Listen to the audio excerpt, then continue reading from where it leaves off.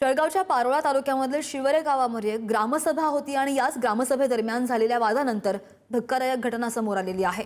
ग्रामस्थ विरुद्ध सरपंच आणि ग्रामसेवक यांच्यामध्ये हुज्जत आणि वाद सुरू असताना ग्रामसेवकाने सभेतून बाहेर पडण्याचा प्रयत्न केला, मात्र मोटारसायकलवरून जात असताना वाटेत असताना हृदयविकाराचा झटका आला। उपचार सुरू होते। उपचारांदरम्यान 52 वर्षीय ग्रामसेवक प्रल्हाद पाटील यांचा मृत्यू झाला। या प्रकरणी 7 जणांविरुद्ध गुन्हा दाखल केला गेलेला असून पोलिसांनी एका व्यक्तीला अटकही केली आहे।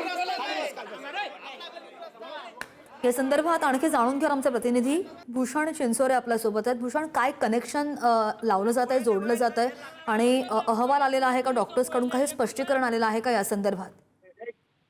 निश्चितच श्रद्धा, यावर्षी जळगाव जिल्ह्यात झालेल्या सर्वच ग्रामसभा अतिशय वादळी ठरल्या आहेत। गावागावांमध्ये ग्रामसेवक सरपंच यांच्याशी ग्रामस्थांचे वाद झालेले आहेत। विविध हिशोब या ग्रामसभांमधून मागण्यात आले आहे। मात्र पारोळा तालुक्यातील शिवरे येथील ही घटना आहे। या ठिकाणी ग्रामस्थ सरपंच आणि ग्रामसेवकाशी वाद घालताना दिसून आले। या भांडणाचं जे रूपांतर आहे ते वाद आणि मारहाणीत देखील झालं। आपला जीव वाचवण्यासाठी या ठिकाणाहून ग्रामसेवकाने घटनास्थळ सोडलं, पळ काढला।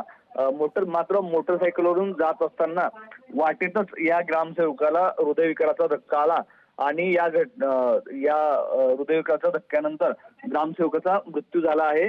52 वर्षीय प्रमोद पाटील असं मृत ग्रामसेवकाचं नाव आहे। जिल्ह्यात झालेल्या वादळी ग्रामसभा ज्या आहेत त्या सगळ्या ठिकाणी वादळी ग्रामसभा झाल्याचं पाहायला मिळालं। मात्र धन्यवाद दिलेल्या सगळ्या सविस्तर माहितीसाठी।